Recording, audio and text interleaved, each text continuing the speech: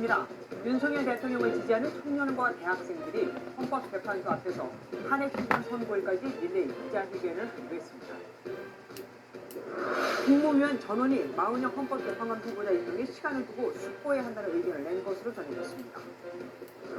전국에 강풍을 동반한 눈비가 내리는 가운데 사흘째 폭설이 내린 강원에서는 무거운 습전으로 인한 피해가 잇따랐습니다. 트럼프 미국 대통령이 우크라이나에 대한 미국의 군사 원조 전면 중단을 지시하며 젤렌스키 대통령을 거듭 압박했습니다.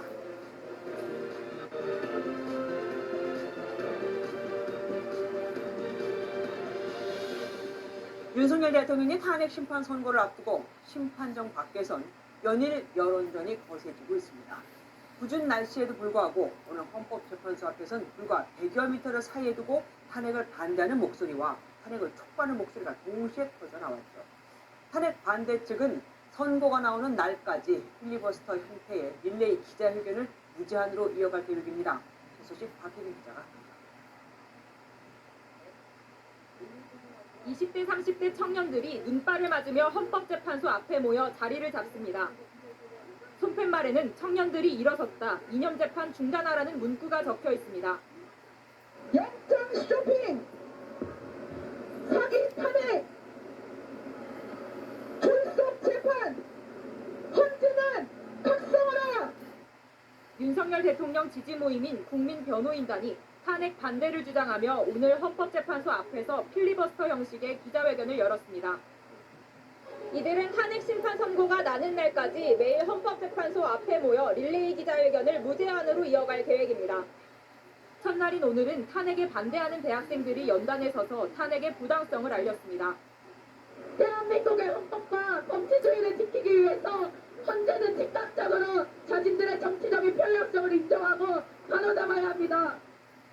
같은 시각 100여 미터 떨어진 곳에선 민주노총과 한국노총 등 노동단체들이 기자회견을 열고 윤 대통령의 파면을 촉구했습니다. 더 이상의 분열과 갈등을 종식시키기 위해 헌법재판소는 윤석열에 대한 신속한 파면 결정할 것을 강력히 촉구합니다. 이들은 기자회견을 마친 뒤 헌법재판소에 의견서를 제출하려고 이동했는데 탄핵 반대 측과 충돌이 빚어지면서 경찰 질서유지선이 휘청이기도 했습니다. 윤 대통령 탄핵 심판 선고가 이르면 다음 주 중에 나올 것으로 예상되는 가운데 헌법재판소 앞의 긴장감은 한층 고조되고 있습니다. MBN 뉴스 박혜빈입니다. 3.1절 대규모 집회도 그렇고 앞서 보신 오늘 헌법재판소 앞에서의 탄핵 찬반 맞불 집회도 그렇고 언제든 물리적 충돌이 생길 수 있다는 우려에 경찰이 준비를 단단히 하고 있습니다. 특히 윤석열 대통령 탄핵 심판 선고 당일이 제일 국적인데 산단봉이나 캡사이신 추력에 사용하는 것까지도 고려하고 있습니다.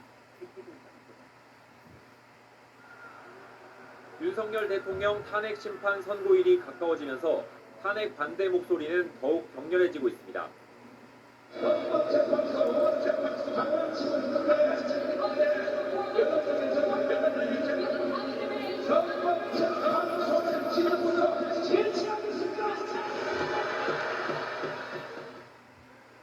탄핵 찬성 쪽의 맞불 집회도 계속되면서 전국 곳곳에서 양측 간의 물리적 충돌까지 벌어졌습니다.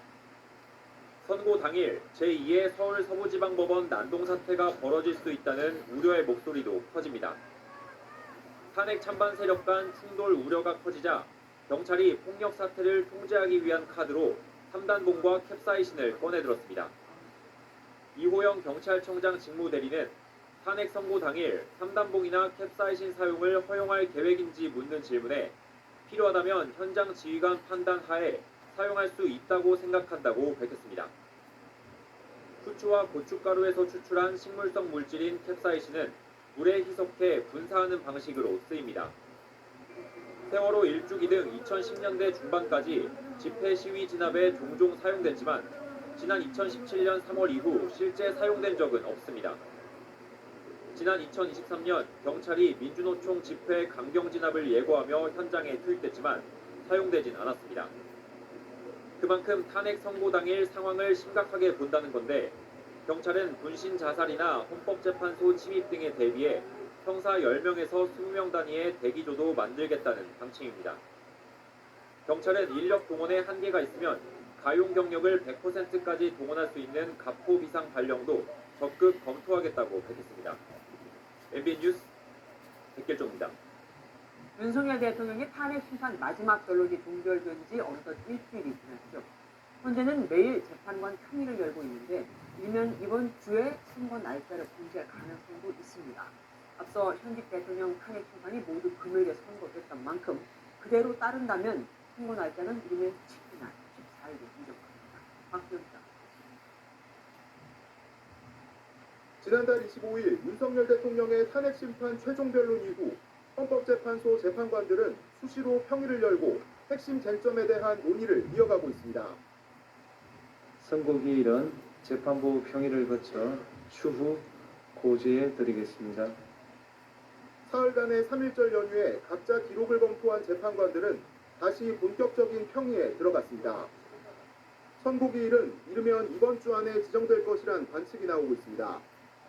대통령 탄핵 심판을 최우선으로 신속 심리하겠다는 방침을 밝혀온 만큼 현재는 오는 17일까지 특별한 공식 일정을 잡지 않고 있습니다. 앞서 노무현 전 대통령은 11차례, 박근혜 전 대통령은 8차례 평일을 거친 뒤 모두 금요일에 선고를 진행했습니다. 때문에 금요일인 오는 7일과 14일이 유력한 선고 날짜로 점쳐집니다. 선고를 앞두고 국회 측과 윤 대통령 측은 논리 보강을 위한 추가 자료 제출 등 막바지 작업에 돌입했습니다. 국회 측은 검찰의 참고인 조사를 받은 군 관계자들의 진술서를, 윤 대통령 측은 쟁점별 정리사항 등 의견서를 제출할 계획입니다. 다만 마은혁 재판관 후보자의 임명과 심리 합류 여부 등 여전히 변수가 남아있어 현재의 탄핵 심판 결정 시기에 관심이 집중되고 있습니다. MBN 뉴스 박규원입니다. 이번엔 이재명 더불어민주당 대표 얘기를 해볼까요? 이 대표의 대장동 사건을 맡은 재판부가 최근 교체됐죠. 새 재판부가 그동안의 공판 과정을 들여다보는 공판 검증 절차에 돌입했습니다. 빨리 재판을 진행하고 싶은 검사는 절차를 간소화하자고, 이 대표 측은 간소하지 말자고 주장했는데, 그럼 재판부는 이 재판정에서 오고 간 모든 말들, 그러니까 모든 기존 녹음을 다 들어야 합니다. 재판부 어떻게 설명드리겠습니까? 이재명 더불어민주당 대표가 대장동 개발특혜 의혹 사건 재판을 받기 위해 법원으로 들어섭니다. 최근 이뤄진 법관 정기 인사로 재판부가 교체된 뒤 열린 첫 공판입니다.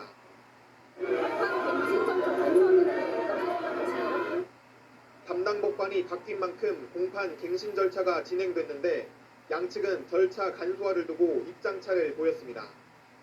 대법원이 최근 개정한 형사소송 규칙에 따르면 그동안 진행된 재판 녹음 파일을 모두 재생해 듣지 않더라도 녹취서를 조사하는 등 간이 방식으로 갱신할 수 있습니다. 재판 지연을 막기 위한 취지입니다. 검찰 측은 절차 간소화에 동의했지만 이 대표 측은 원활한 심리를 위해 재판부에서 사건을 충분히 숙지하는 게 필요하다며 동의하지 않았습니다. 공동 피고인인 정진상 전 실장 측도 신문이 이뤄진 주요 증인들에 대해서는 녹음을 들을 필요가 있지 않겠냐는 의견을 제시했습니다. 재판부는 개정된 규칙에 따라 녹음을 듣는 대신 녹취록을 확인하는 방식으로 증거 조사를 하겠다고 밝혔습니다. 녹음을 법정에서 전부 다 듣는 방식이 아니라 녹취록 확인 방식을 택한 만큼 재판에는 좀 더 속도가 붙을 것으로 보입니다. MBN 뉴스 이시열입니다. 법조팀 현지호 기자와 형사재판 중심부가 간소화에 대해서 우선 지난달 28일 개정된 형사소송 규칙, 이재명 대표 재판에 바로 지금 적용이 된 겁니다. 그러면 재판이 좀 더 빨리 진행이 될 수 있나요? 네, 그 새 규칙이 적용되면서 재판 지연 문제가 상당 부분 줄어들 것으로 보입니다. 개정된 형사소송 규칙 내용을 살펴보면 재판 중간에 판사가 바뀔 경우 앞서 공판에서 나온 내용을 녹취서 열람이나 양 당사자에게 고지하는 방식으로 간단하게 갱신을 할 수 있도록 했습니다. 예전에는 앞선 공판의 녹음 파일을 모두 재생해서 그걸 다 줄였어야 했는데 그만큼 시간이 많이 걸렸겠죠. 네. 사법농단 사태로 재판을 받았던 양승태 전 대법원장도 지난 2021년 재판부가 교체되면서 갱신 절차를 밟는 데만 7개월이 걸렸습니다. 이런 재판 지연을 막기 위해서 갱신 절차를 간소화한 것이기 때문에 당연히 이재명 대표의 대장동 개발 비리 사건 같은 재판들도 아무래도 더 속도를 낼 수 있게 됐다고 봐야겠습니다. 네. 대북 송금 의혹 사건을 맡은 수원지법 재판부도 바뀌었는데 역시 새 규칙을 적용해 재판 기간이 크게 단축될 것으로 보입니다. 그러면은 형사 재판이 아닌 탄핵 심판, 그러니까 윤석열 대통령 탄핵 심판에도 영향을 미칠까요? 상황을 가정해야 하긴 하지만 영향을 받을 수도 있습니다. 탄핵 심판은 헌법재판 성질에 반하지 않는 한에서 형사소송에 관한 법령을 준용하도록 되어 있습니다. 만약 마은혁 헌법재판관 후보자에 대한 임명이 이뤄지고 윤 대통령 탄핵 심판에도 참여를 하기로 한다면 갱신 절차를 거쳐야 합니다. 원래라면 변론을 다시 시작해서 앞서 11차례의 변론 내용을 다시 다 들었어야 됐을 텐데 헌재가 개정 규칙을 따른다고 한다면 이 시간이 크게 단축될 것으로 보입니다. 예. 그런데 그동안 윤 대통령 측에서는 이 탄핵 심판 절차를 두고 계속해서 문제를 삼아왔잖아요. 그러면 이 간소화 규칙을 적용하면 또 그렇게 반발을 할 수도 있지 않을까요? 네, 충분히 그럴 가능성이 좀 있어 보입니다. 윤 대통령 측은 탄핵 심판 첫 변론이 시작도 되기 전부터 절차적인 문제를 계속 제기해왔죠. 그렇죠. 윤 대통령 측은 마 후보자를 임명하는 것 자체도 반대하고 있습니다. 마 후보자가 재판에 합류하게 되고 헌재가 갱신 절차를 간소하게 진행을 하면 이것도 아마 문제를 삼을 가능성이 큽니다. 개정 규칙을 탄핵 심판에도 그대로 적용할지 말지는 전적으로 헌재의 결정에 달려 있습니다. 현재 기자 수고하셨습니다. 윤석열 대통령의 탄핵 심판 선고에서 막판 최대 변수는 바로 마은혁 헌법재판관 후보자의 임명 여부입니다. 그런데 그 열쇠를 쥔 최상목 대통령 권한대행은 엿새째 침묵을 이어가고 있죠. 오늘 국무회의에선 어떤 결과가 있을까요? 김세희 기자. 최상목 권한대행이 국무회의에 앞서 국무위원 간담회를 소집했습니다. 마은혁 헌법재판관 후보자의 임명에 대한 각 부처장관들의 의견을 들어보는 자리였습니다. 간담회는 1시간쯤 진행됐는데 정부 관계자는 숙고해야 할 점이 많다는데 모두 동의했다고 설명했습니다. 헌법재판소의 결정을 존중해 임명해야 할 의무가 있지만 급하게 임명할 것이 아니라 시간을 두고 결정하자는 취지로 해석됩니다. 최 대행은 자신의 입장을 따로 밝히지 않았고 이어진 국무회의에서 국정협의체 복원을 촉구했습니다. 민생과 대한민국의 미래를 위한 돌파구를 마련하고 국민통합의 시금석을 놓아야 할 곳은 여야 정치권과 정부가 함께하는 국회 정부국정협의회입니다. 마 후보자의 임명 여부에 있어 선고가 임박한 한덕수 국무총리의 탄핵 심판도 변수로 꼽힙니다. 국무위원 간담회에서 이완규 법제처장은 한 총리가 당장 이번 주라도 돌아올 가능성이 있다며 지금 마 후보자를 임명하는 게 맞느냐는 의견을 낸 것으로 전해집니다. 때문에 최 대행이 당분간 마 후보자 임명을 보류할 것이라는 관측에 무게가 실립니다. MBN 뉴스 김세희입니다. 구급 공무원도 이렇게 막 나가면 중징계를 피할 수 없다. 헌법재판관 임명 여부는 민주당의 협박으로 진행될 사안이 아니다. 최상목 권한대행은 이런 여야의 상반된 주장 사이에 낀 체기가 됐고요. 특히 민주당은 넌지 탄핵까지도 시사했습니다. 마은혁 임명 절대 반대한다. 반대한다. 반대한다. 박수영 국민의힘 의원의 단식 농성장에 여당 의원들이 모였습니다. 마은혁 헌법재판관 후보자의 임명을 반대하는 농성에 동참하기 위해서입니다. 여당은 인사청문회 단계부터 지속적으로 제기했던 마 후보자의 이념 편향성 논란을 문제 삼았습니다. 판사 시절 국회를 불법 폭력으로 점거한 민노당 보좌진에 대해 상식 밖의 공소기각 결정을 내린 바 있고 6.25 전쟁이 북침이라는 인민노련 창립 멤버이기도 마 후보자 임명은 민주당 편을 들어주는 것이라며 야당의 협박에 흔들리지 말라고 압박했습니다. 민주당은 탄핵을 시사하는 듯한 발언으로 최 권한대행을 향한 압박을 이어갔습니다. 마 후보자 임명 문제뿐 아니라 상설특검 추천 의뢰 거부나 법안에 대한 거부권 행사 등을 거론하며 중징계를 피할 수 없다고 지적한 겁니다. 헌법을 지키지 않는 자는 공직자 자격이 없습니다. 헌정질서 파괴에 일조하고 있습니다. 구급 공무원도 이렇게 막 나가면 중징계를 피할 수 없습니다. 민주당 원내 관계자는 MBN에 여파를 고려해 탄핵을 진지하게 고려하진 않고 있다며 경고 차원이라고 선을 그었습니다. 앞서 마 후보자 임명 문제를 이유로 민주당이 국정협의회 참석을 보류한 가운데 여야는 모레 정부 측을 제외한 채 협의회를 열기로 합의했습니다. MBN 뉴스 표선우입니다. 마은혁 후보자 임명을 두고 이렇게까지 여야가 기싸움을 하는 이유는 뭘까요? 대통령 탄핵 심판에는 큰 영향을 미치지 않을 것 같은데 말입니다. 국회 출입하는 김영재. 결국 최상목 권한대행이 마은혁 헌법재판관 후보자 임명을 일단은 보류했습니다. 그만큼 압박이 컸다 이렇게 보십니다. 네, 맞습니다. 최상목 권한대행의 국무회의 모두 발언을 보면 마은혁 후보자 임명을 더 숙고하겠다는 의중이 읽히기는 했습니다. 절반가량이 국제 정세에 대응하기 위해 여야가 통합하고 협조해달라는 당부였습니다. 한덕수 총리의 복귀 가능성, 여당의 강한 반대, 탄핵 심판 영향 등 정치적 파장이 큰 마 후보자 임명 책임을 최 대행이 온전히 떠안기는 어려웠다는 관측입니다. 마 후보자 임명을 두고 국정협의회가 결국 파행을 빚었잖아요. 그래서 오늘 국회의장 주재로 여야 원내대표가 만났습니다. 성과는 있었습니다. 성과는 있었는데요. 반쪽짜리 성과라고 할 수 있습니다. 여당은 마 후보자 임명과 별개로 민생을 논의하자, 민주당은 마 후보자 임명이 먼저다라는 기존 주장을 되풀이했는데 결국 최 대행을 뺀, 즉 정부를 뺀 여야 협의회에 합의했습니다. 의장께서는 그러면은 그때 그렇다고 해갖고 민생을 다 변개쳐 놓을 수는 없지 않겠느냐라고 말씀하셔서 그럼 일단 여야가 만나서 협의를 해보자. 헌법을 인정하지 않고 무시하는 최상목 권한대행과 같이 협상 테이블에 앉는다라는 것은 안 맞다라는 부분을 저희 민주당에서 얘기를 했고요. 예. 그런데 마 후보자 임명을 놓고 왜 이렇게 여야가 싸우고 있는 거예요? 네, 여야 속내가 조금 다릅니다. 여당은 그동안 헌재 탄핵 심판의 편향성과 불공정성을 부각해온 것과 같은 맥락인데요. 오늘도 원내대책회의에서 헌재의 편향성을 지적하는 발언이 쏟아졌습니다. 재판관의 사상과 이념에 따라 결론을 이미 내려놓고 재판을 진행하고 있는 것은 아닌지 합리적 의심을 하게 만들고 있습니다.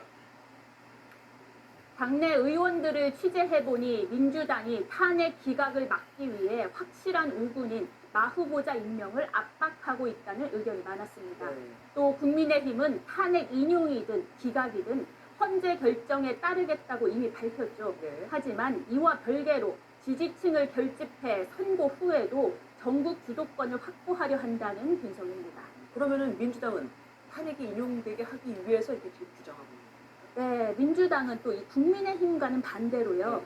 헌재 이 탄핵 심판의 정당성을 부각하기 위해 마 후보자 임명을 주장한다고 볼 수 있습니다. 헌법재판소의 판결을 정부가 대놓고 무시하는 초유의 상태가 지금 지속되고 있는 것입니다. 그런데 속내가 좀 더 복잡합니다. 흡연적으로는 부인 체제를 압박하며 헌재 판단에 힘을 싣는 분위기인데요. 원내 한 관계자는 마 후보자의 탄핵 심판 합류 여부는 헌재 판단이라면서도 마 후보자가 합류하면 탄핵 인용 가능성이 조금은 높아지지 않을까 생각한다고 말했습니다. 하지만 만일 마 후보자가 임명돼 실제 헌재 심판에 합류하면 재판이 늦어질 수 있다는 당내 우려가 있는 것도 사실입니다. 여야가 헌법재판관 임명까지 정된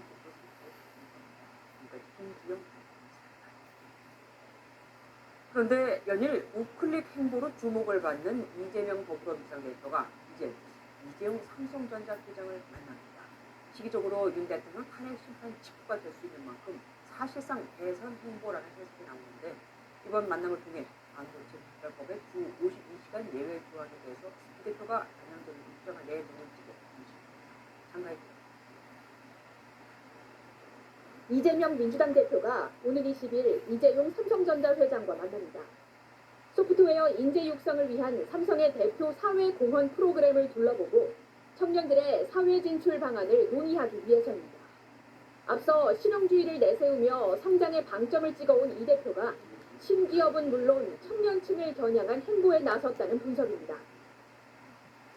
지금은 나누는 문제보다 만들어가는 과정이 더 중요한 그런 상황이 됐다고 판단이 됩니다. 성장, 이 문제가 가장 시급한 상황이 아닌가 하는.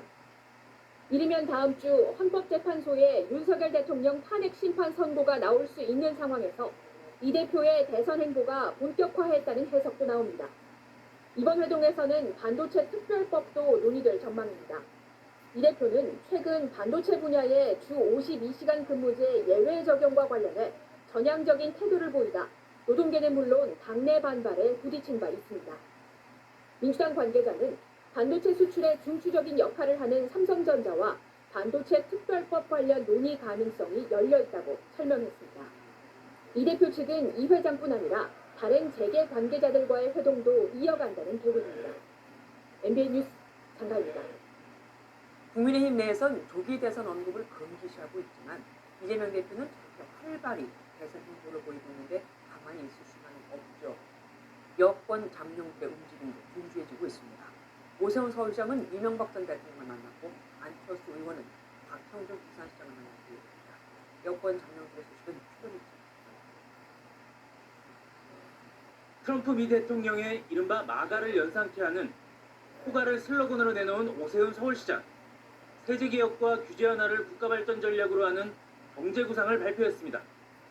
이어 이명박 전 대통령과도 만났습니다. 규제개혁, 규제혁파 이런 걸 주제로 일단 계속 지금 하고 있거든요. 그거에 대한 비전을 발표했습니다. 지금 끝맞춰 제목을 그렇게 잘 썼어. 고상한 제목을 이상하게 쓴 것보다 지금 이 시점에 가장 필요한 게 생겨야죠. 김문수 고용노동부 장관과 홍준표 대구시장에 이어 대권 후보로는 세 번째 예방인데 당내 입지를 다지려는 의도로 보입니다. 또 다른 국민의힘 차기 대권 후보 안철수 의원은 고향인 부산을 찾습니다. 박형준 부산시장 접견, 2030 소통자리 등을 통해 PK를 기반으로 한 민심 잡기에 주력할 것으로 보입니다. 두 달 만에 정계 복귀한 한동훈 전 대표도 조기 대선 가능성 속에 보폭을 넓히고 있습니다. 지난 주말 공연 관람에 이어 콘서트와 대학생 시국 포럼 등을 통해 지지층과의 접촉면을 늘릴 계획입니다. 지지층 결집에 주력하고 있는 홍준표 대구시장 역시 SNS를 통해 책 출간 소식을 알리며 존재감을 부각하고 있습니다. 국민의힘은 조기 대선 언급 자체를 자제하고 있지만 대통령 탄핵 심판 최종 변론 이후 조기 대선을 대비한 차기 대권 후보들의 행보는 빨라지고 있습니다. MBN 뉴스 추던입니다. 국민의힘의 활발한 대선 행보를 보이고 있는 이재명 민주당 대표에 맞설 수 있는 카드는 뭐가 있을까요? 지금으로서는 이 대표가 피하고 있는 개헌입니다.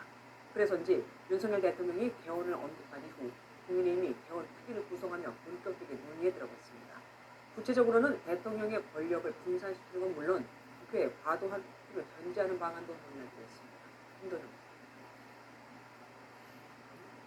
개헌과 정치개혁이 올바르게 추진된다면 그 과정에서 갈라지고 분열된 국민들이 통합될 것이라고 믿습니다. 윤석열 대통령의 최후 변론 이후 국민의힘이 개헌 특위를 띄우고 첫 회의를 열었습니다.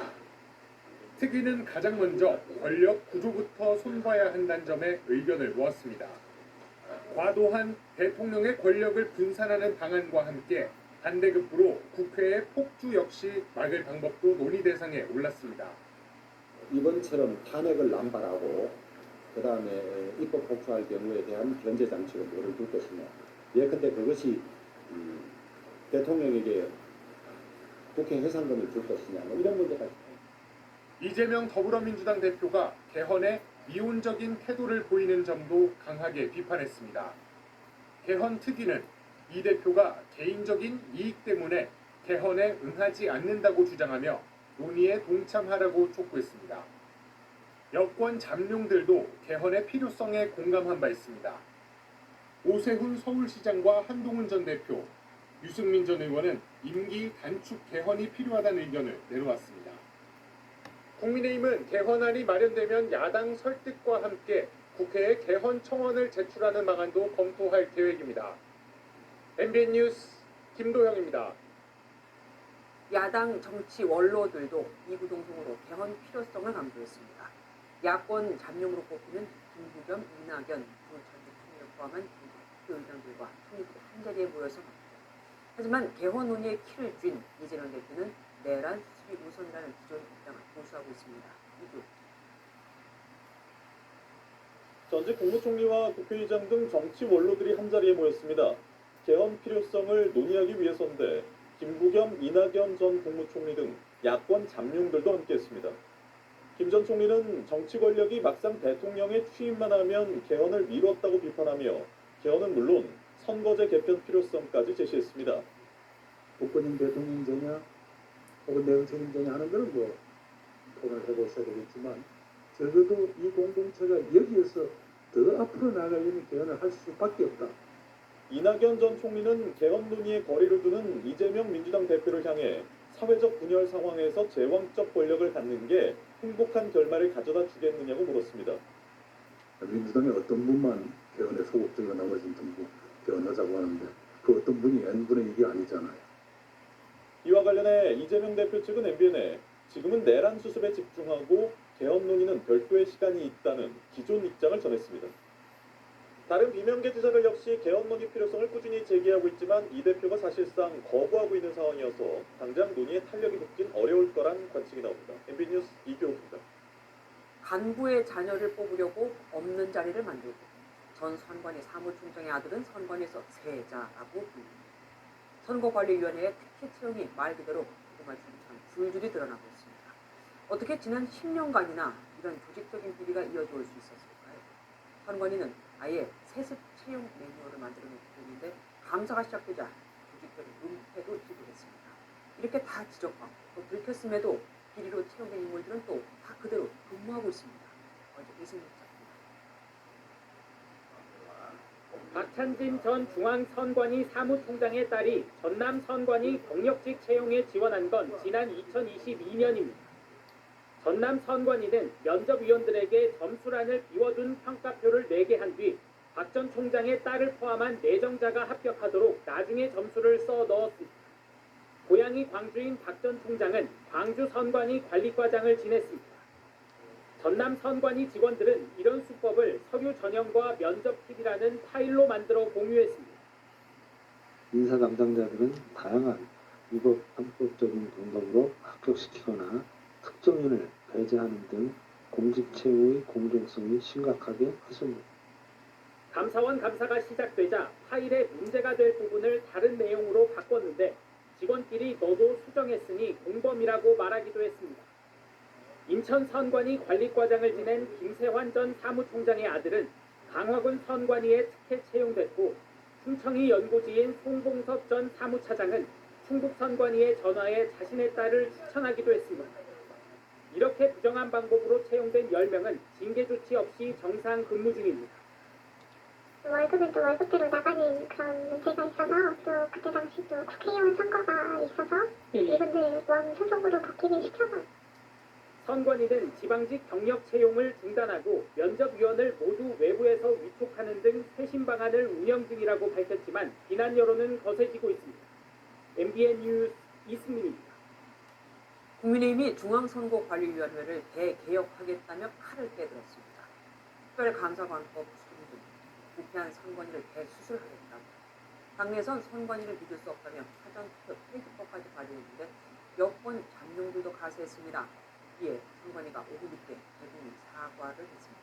국민께 깊이 사과드린다며 국회의 통제 방안에 또 참여하겠다고 정기동작을 추렸습니다. 선관위를 겨냥해 조직적 채용 비리의 온상 마피아 패밀리라고 포문을 연 국민의힘. 선관위 사무총장 인사청문회, 법관의 선관위원장 겸임 금지 등 대개혁을 예고했습니다. 많은 국민들이 지금은 신뢰하지 못하고 있는 그런 상황이거든요. 제3자에 의한 외과적 수술이 필요하다. 그것이 바로 특별 감사관법이다. 헌재가 감사원의 선관위 직무감찰이 위법하다는 결정을 내린 만큼 선관위를 통제할 별도 기구를 마련하겠다는 겁니다. 2030 청년들의 공분이 커지고 있는데 민주당이 선관위 비리 감사를 위한 현안 질의를 거절하며 가속해서 선관위를 감싸고 있다고 비판했습니다. 장동혁 의원은 선관위의 각종 의혹을 해소하기 위해서라도 사전투표를 없애야 한다며 사전투표 폐지법을 발의했습니다. 부정선거에 대한 국민들의 의혹을 불식시킬 수 있느냐 없느냐의 문제라고 생각합니다. 여권 잠룡들도 한 목소리로 가세했습니다. 선관위가 감시의 영역에 포함되어야 된다. 사전투표 대신에 본투표 기간을 늘리는 방식의 오세훈 서울시장도 부정채용, 감사 거부 등 제어 장치 없이 독주하는 시스템이 낳은 결과가 부실 선거 논란이라며 선관위 개혁을 강조했습니다. 결국 선관위는 입장문을 통해 국민의 불신이 선거 과정에 대한 불신으로 이어질 수 있다는 책임에 통감한다며 국회의 통제 방안 마련 논의에 적극 참여하겠다고 밝혔습니다. MBN 뉴스 정태진입니다. 지난 주말 이재명 민주당 대표는 미국의 빅테크 기업 엔비디아 같은 국내 회사를 만들어 지분 30%를 국민에게 주자하는 주장을 펼쳤죠. 이 발언에 대해 여권은 중심으로 사회주의적 발상이라는 비판의 목소리가 끊이지 않자 이 대표 문맹 수준의 직접 능력이라고 맞받아쳤습니다. 그런데 여기 한 명이 더 가세했습니다. 이재용 타다 참모총리라. 과거 민주당은 타다 금지법을 주도했었죠. 지난 주말 있었던 이재명 민주당 대표의 엔비디아 발언이 정치권 논란으로 이어졌습니다. 엔비디아 같은 회사가 하나 새로 생겼다. 그중에 국민의 지분이 30%다. 굳이 세금에 막 그렇게 의존하지 않아도 되겠어. 네네네. 오지 않을까? 대규모 투자를 필요로 하는 AI 관련 기업에 국가 차원의 투자를 하고 지분을 확보할 경우 국민의 조세 부담을 덜 수 있다는 취지입니다. 여권을 중심으로 해당 발언에 대한 비판이 일자 이 대표가 적극적인 반박에 나섰습니다. 한국말도 제대로 이해 못하는 지적 능력으로 어떻게 대한민국을 책임지겠냐며 극우 본색의 문맹 수준의 식견이라고 강하게 쏘아붙인 겁니다. 이 대표는 대만의 반도체 기업 TSMC의 사례를 설명한 글을 공유하기도 했는데 국민의힘은 이 대표를 향한 비판을 멈추지 않았습니다. 엔비디아 같은 혁신 기업을 만들지도 못한 상황입니다. 소유부터 나누겠다는 발상 자체가 문제일 것입니다. 앞서 이 대표 발언을 두고 반기업적이라고 비판했던 이준석 개혁신당 의원도 재차 공세에 나섰습니다. 과도한 선심성 공약을 남발하는 사람일수록 똑똑한 우리 국민들에게 재원 마련은 어떻게 할 것이냐라는 질문을 받으면 기상천외한 답변을 내놓기 마련입니다. 이재용 타다 창업주까지 나서 민주당이 주도한 타다 금지법을 언급하며 비판에 거세한 가운데 이 대표 발언을 둘러싼 공방이 정치권을 넘어 산업계로 확대되는 모습입니다. MBN 뉴스 정태용입니다. 충남 서천에서 처음 본 여성을 흉기로 살해한 30대 남성이 구속됐습니다. 범행 이유가 경악스럽습니다. 사기를 당해 돈을 잃고 힘들어서 아무나 처음 본 사람이 된다고 하고 점퍼 후드와 마스크로 얼굴을 가린 남성이 도로 옆길을 배회합니다. 서성거린 지 1시간이 지나고 반대 방향에서 우산을 쓴 여성과 마주치더니 CCTV 화면 밖으로 모습을 감춥니다. 어제 새벽 3시 45분쯤 충남 서천군의 한 공터에서 40대 여성이 흉기에 찔려 숨진 채 발견됐습니다. 피해 여성은 한밤중 이 인도로 홀로 걸어가다 변을 당한 것으로 확인됐습니다. 전날 밤 운동을 나갔다가 집에 돌아오지 않자 가족이 실종 신고를 한 상태였습니다. 근처까지 왔다 갔다 하시는 분들도 많이 있거든요. 이런 사건이 일어나가지고 조금 무서워요. 경찰은 인근 CCTV를 분석해 용의자를 특정했고 30대 남성을 주거지에서 긴급 체포했습니다. 피해 여성과는 일면식도 없는 사이였습니다. 남성은 경찰 조사에서 금융사기를 당해 충동적으로 범행을 저질렀다고 진술했습니다. 세상이 날 도와주지 않는 것 같고 힘들어서 밖을 돌아다니다가 피해자를 보고 범행을 했다. 직접 장애가 있던 남성은 지난 2013년부터 서천군 산하기관에서 행정보조 업무를 해왔던 것으로 확인됐습니다. 큰 문제 없었어 친구예요. 굉장히 놀라운. 경찰은 남성에 대해 구속영장을 신청하는 한편 신상 정보 공개도 검토하고 있습니다. MBN 뉴스 김영진입니다. 학교는 겨울 방학이 끝났지만 날씨는 아직 방학을 끝내고 싶지 않은 모양입니다. 전국 곳곳에 눈이 내려 학생들은 눈을 맞으면서 봄학기를 시작해야 합니다. 수도권은 조금 전 눈이 그쳤지만 강원도는 내일까지 눈이 쏟아질 거라고 합니다. 봄 학기가 시작된 대학교 캠퍼스에 눈이 펑펑 쏟아집니다. 학생들은 우산으로 겨우 몸을 가리고 눈보라를 뚫고 수업을 갑니다. 오늘 오전부터 서울에 눈이 쏟아지며 일부 지역엔 한때 대설주의보까지 발령됐습니다. 3월 개학 첫날에 눈이 많이 오는 게 되게 많이 없는 일인데 가는 길이 되게 오르막길이 많은데 오르막길이 되게 미끄러워가지고 힘든 적도 있었고 동해안과 강원 내륙엔 사흘째 눈이 쏟아졌습니다. 울진 상금리는 35cm, 삼척 황조리는 45cm의 눈이 내렸고 홍천 구룡령엔 무려 60cm가 쌓였습니다. 내일까지 강원 동해안은 최대 10cm, 산지는 25cm 이상 눈이 더 내릴 전망입니다. 강원 산지와 동해안을 중심으로 비 또는 눈이 오겠고 특히 고도가 높은 강원 산지에 5일 아침까지 시간당 3cm 이상의 매우 강한 눈이 내리겠으니 수도권은 눈이 잦아들었지만 도로가 젖은 상태로 내일 아침 기온이 0도 안팎까지 떨어집니다. 보시는 것처럼 눈이 펑펑 쏟아지며 도로는 축축하게 젖고 구름덩이까지 생겼습니다. 해가 지고 기온이 떨어지면 빙판길이 생길 수 있는 상태입니다. 특히 다리나 고가도로에 살얼음이 잘 생기기 때문에 이곳을 지날 땐 속도를 줄여야 합니다. MBN 뉴스 강산입니다. 그런데 눈 폭탄이 쏟아진 강원 지역에선 무거운 습설로 인해 피해가 잇따랐습니다. 초속 20m의 강한 바람이 이틀째 불어닥친 제주와 부산에선 가로등이 쓰러지고 배가 뒤집히는 등 강풍 피해를 입었습니다. 인삼밭 한쪽이 폭격을 맞은 듯 폭삭 주저앉았습니다. 이틀 동안 내린 눈은 10cm 정도. 물을 머금은 습설에 무게를 견디지 못한 겁니다. 400칸 정도, 400칸 정도 이제 피해를 입은 것 같은데 최고 면적은 수확을 이제 포기해야 하는 이제 그런 상태까지 가죠. 이제. 도심 도로와는 달리 산에는 아직 많은 눈이 있습니다.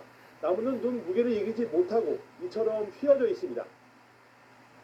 수령이 500년이 넘은 경북 문경 공생정 앞 아름드리 소나무도 폭설을 견디지 못하고 부러졌습니다. 눈으로 뒤덮인 태백 지역은 초중학교 5곳이 개학을 하루 미뤘습니다. 어제 갑자기 오후 3시쯤에 휴교한다는 문자를 받아가지고 저희도 맞벌이다 보니까 봐줄 수 있는 사람을 급하게 찾았어요. 강원과 경북, 충북에는 비닐하우스 등 모두 10여 건의 피해가 접수됐습니다. 초속 20m가 넘는 강한 바람이 이틀째인 제주와 부산에는 강풍 피해가 속출했습니다. 제주에서는 가로등이 쓰러지고 배가 뒤집히는 등 이틀간 50건이 넘는 피해가 났습니다.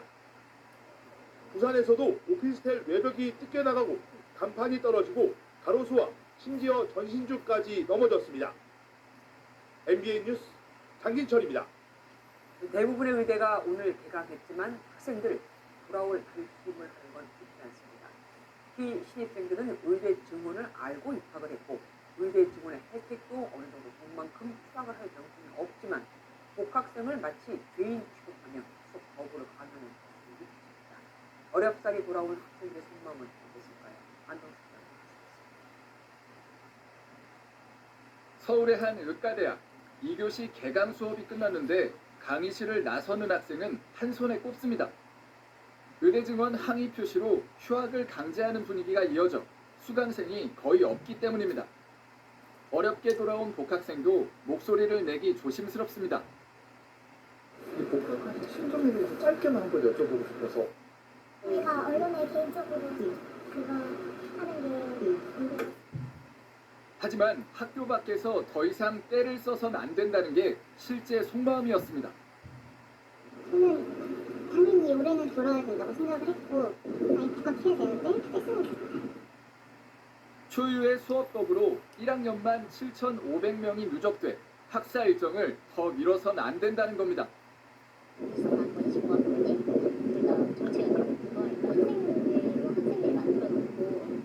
학교가 해결하라 하면서 다시 또 휴학만 시작하는. 아직 의대생의 복학 신청률은 10%를 밑돌지만 의대 40곳 중 38곳은 개강 연기가 어렵다고 판단해 일제히 문을 열었습니다. 정부는 지난해와 달리 올해는 의대생의 집단 휴학을 인정하지 않을 방침입니다. 교육부 관계자는 올해 휴학 인정은 단언코 없다며 2025학년도 신입생은 증원이 된 것을 알고 입학해 수업 거부 명분이 없다고 강조했습니다. 또 휴학 강요 행위에 엄중 대응하면서 의대생들이 돌아올 경우 실습 공간 확보 등 대책을 마련 중이라고 밝혔습니다. MBN 뉴스 안병수입니다. 이렇게 어렵게 의대에 합격해놓고도 수업에 들어가지 않는 이들이 있는가 하면 배움에 목이 말라 나이도 있고 공부에 매달리는 이들도 있습니다.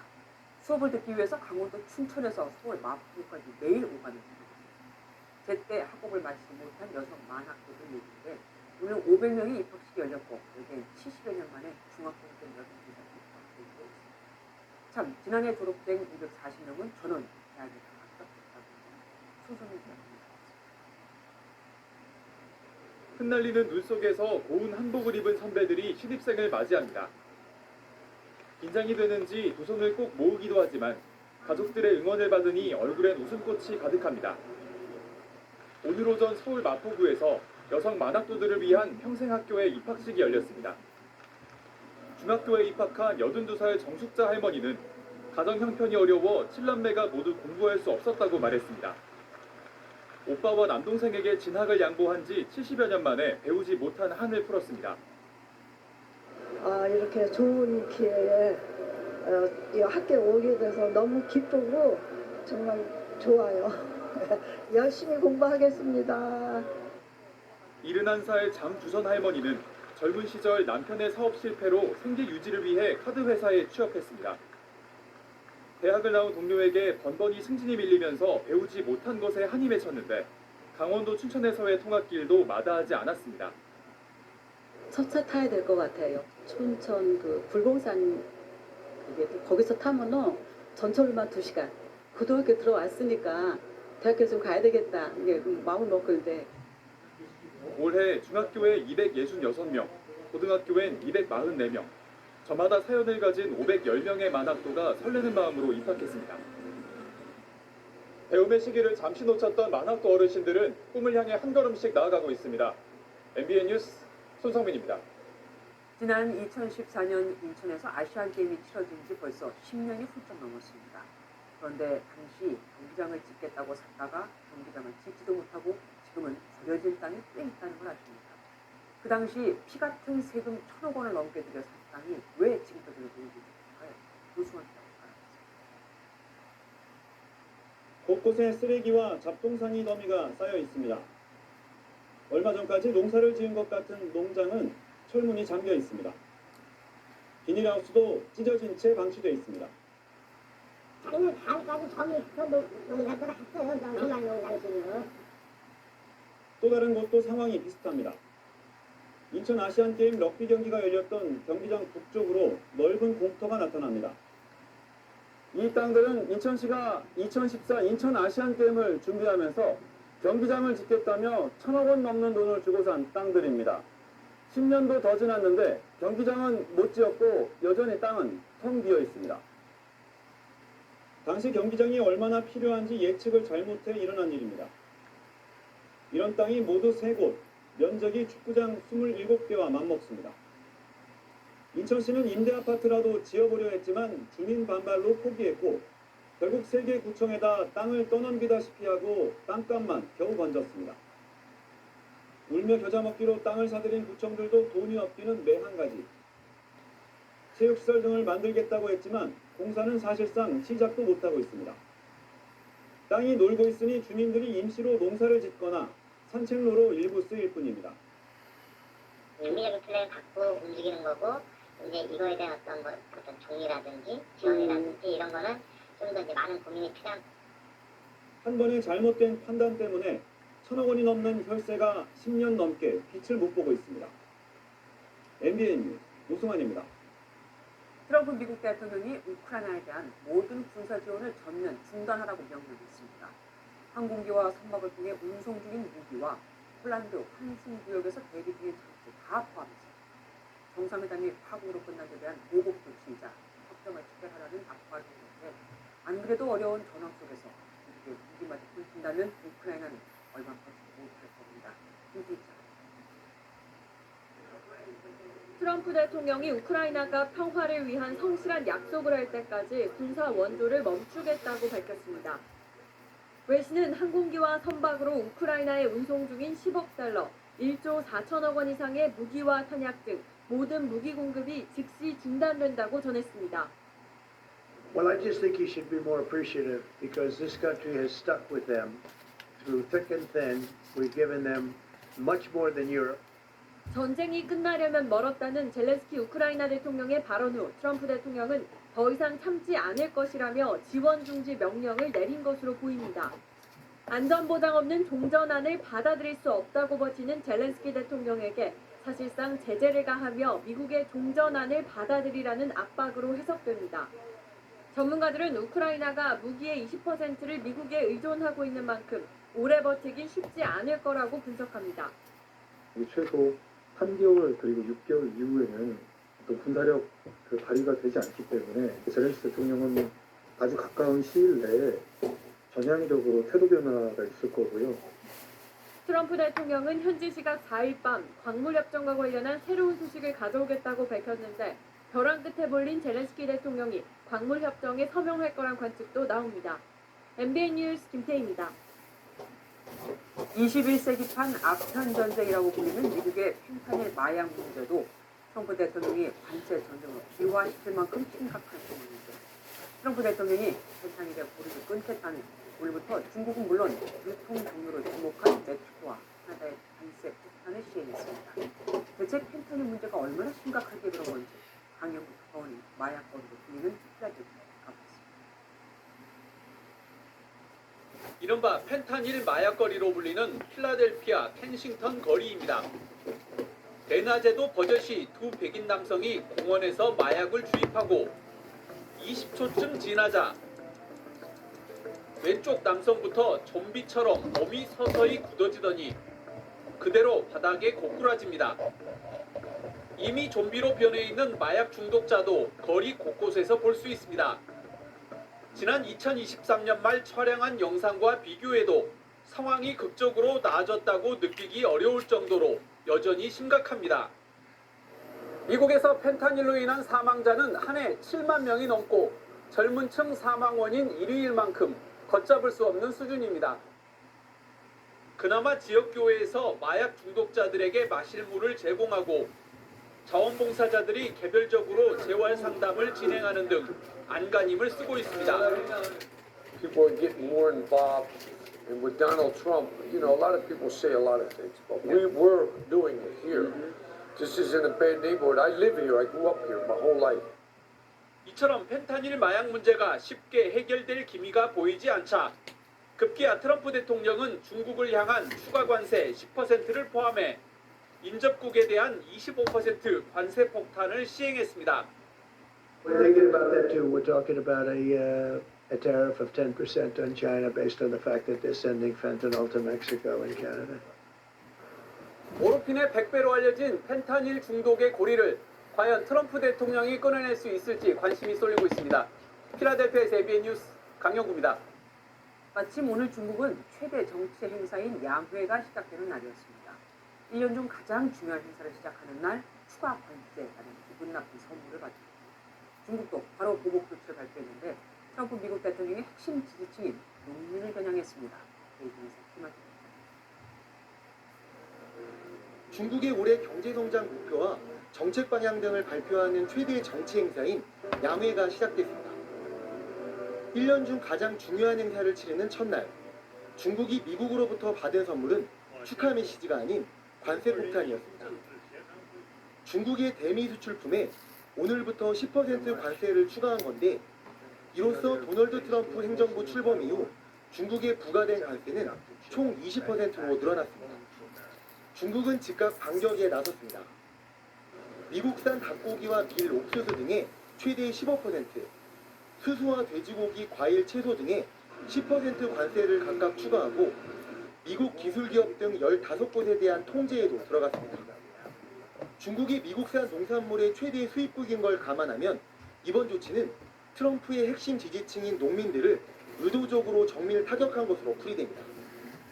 3月10日起，对原产于美国的部分进口商品加征关税。 중국은 지난달 미국이 10% 관세를 부과했을 때도 전방위적인 보복 조치에 들어가는 등 눈에는 눈, 이에는 이식으로 대응하고 있습니다.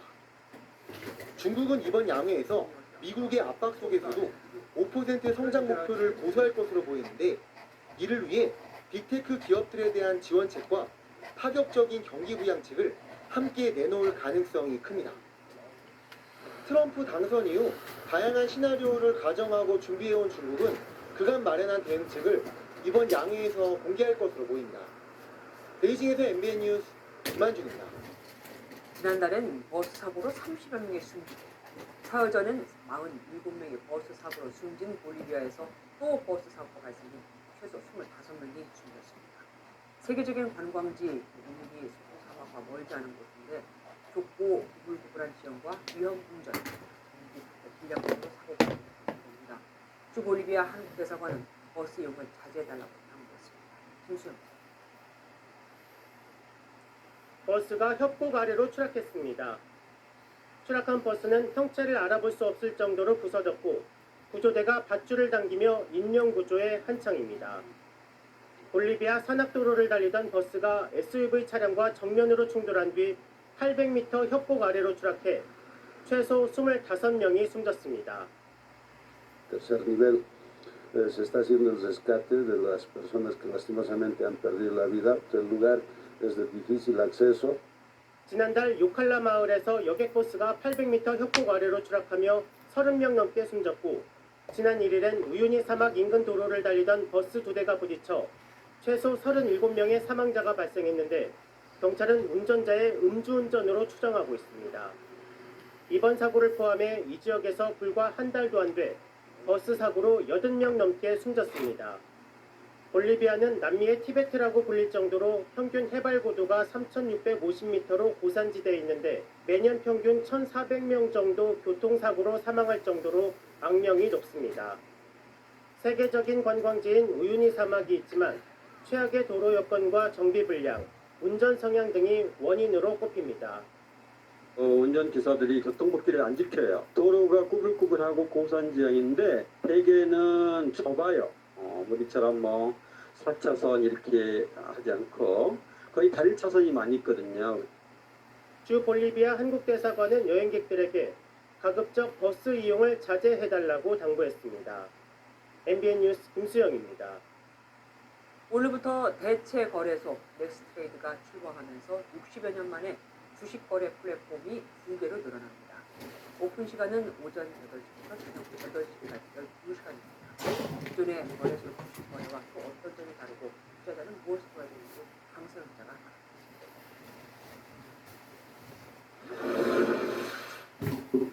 거래소의 주식 거래가 끝난 오후 4시지만 NXT 화면에서는 호가가 여전히 움직입니다. 대체 거래소에서는 오전 8시부터 오후 8시까지 출퇴근 시간에도 거래할 수 있습니다.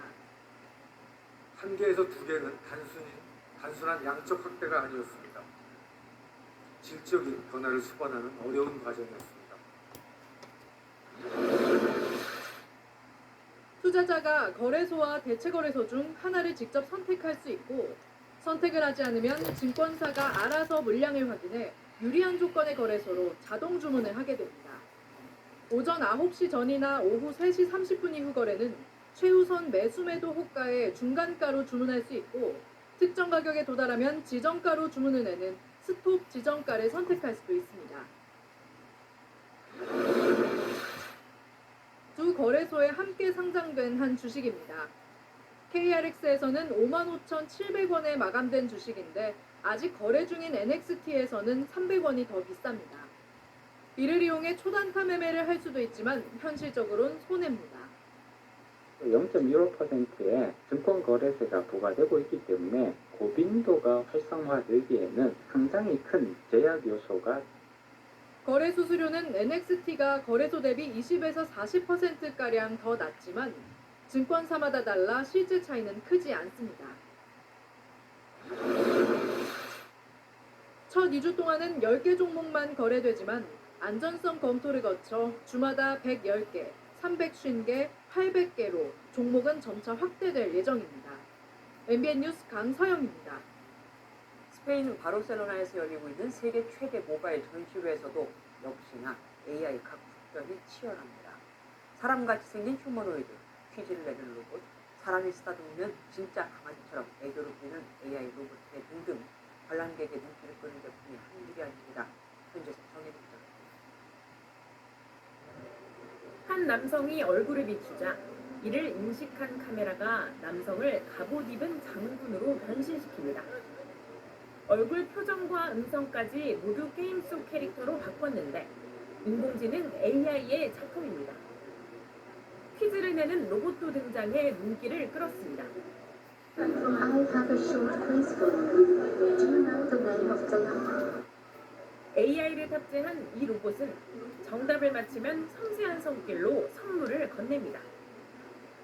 진짜 사람처럼 생긴 휴머노이드 아미라는 관람객에게 받은 질문을 오히려 되묻기도 해 사람들을 놀라게 만들었습니다.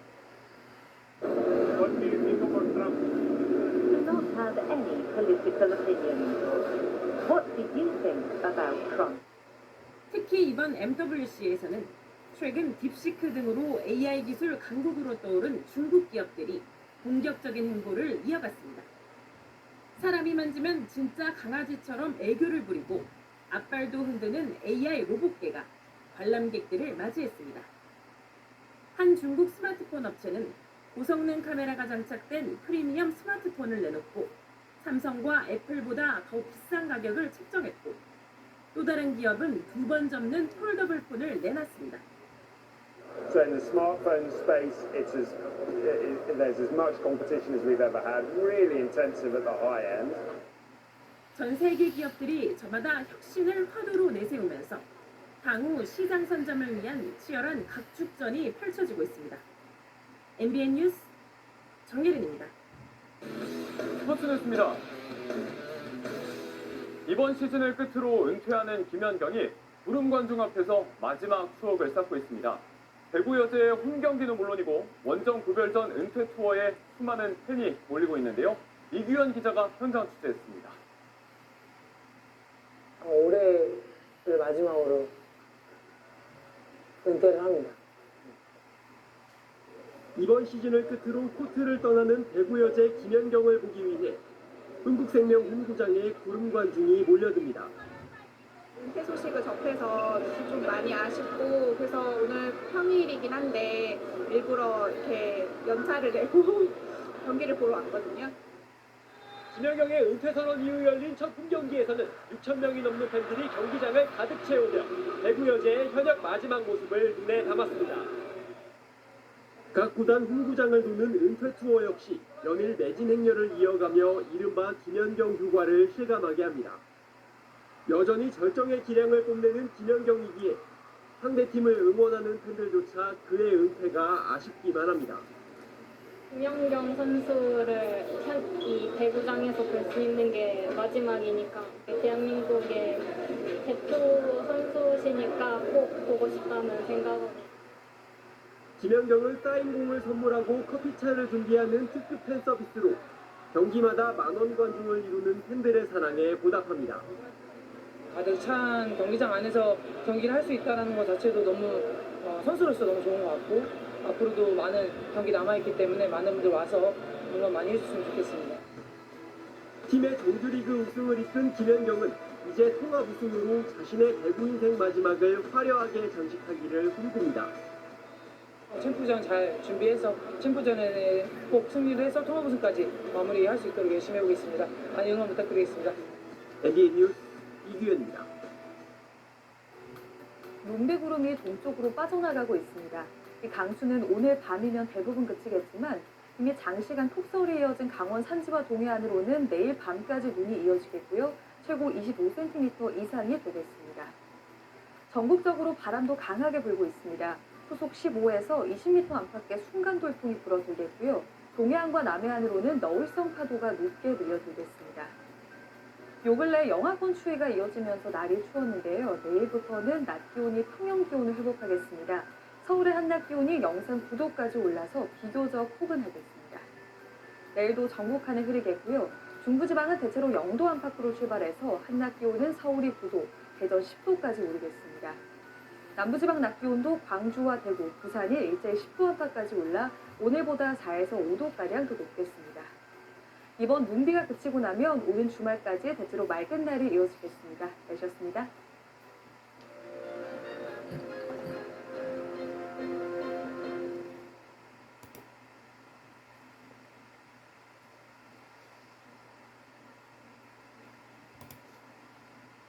폭풍 내려앉은 이몽, 치약 하나가 정말 사람 하나 살렸어요. 6개월 전 잇몸 폐축 진단을 받고 이대로면 지족을 전체가 녹아 잇몸 전체가 여러분 안녕하십니까? 3월 5일 수요일 뉴스퍼레이드 류주연입니다. 젤렌스키 우크라이나 대통령이 공중과 해상에서 휴전을 원한다고 밝혔습니다. 지난달 28일 트럼프 미국 대통령과의 정상회담을 파국으로 마친 뒤 기싸움을 이어왔지만 트럼프 대통령이 무기 지원을 중단하며 압박에 나서자 결국 백기를 든 것으로 보입니다. 첫 소식 주원진 기자의 보도입니다. 지난달 28일 미국 백악관에서 우크라이나 전쟁 휴전을 논의하며 서로 얼굴을 붉혔던 젤렌스키 대통령과 트럼프 대통령. Please, you think that if you will speak very loudly about the war, you He's can... not speaking loudly. He's not speaking loudly. 설전 끝에 빈손으로 끝난 회담 직후 트럼프 대통령은 우크라이나에 대한 군사 원조 중단을 지시했고 젤렌스키 대통령은 결국 공중과 해상에서 모두 휴전하겠다며 사실상 백기를 들었습니다. 젤렌스키 대통령은 SNS에 누구도 끝없는 전쟁을 원하지 않는다라며 우리는 트럼프 대통령 아래에서 지속적인 평화를 위해 노력할 준비가 돼 있다고 밝혔습니다. been alone, and we are thankful. I said thanks You haven't in been this alone. cabinet.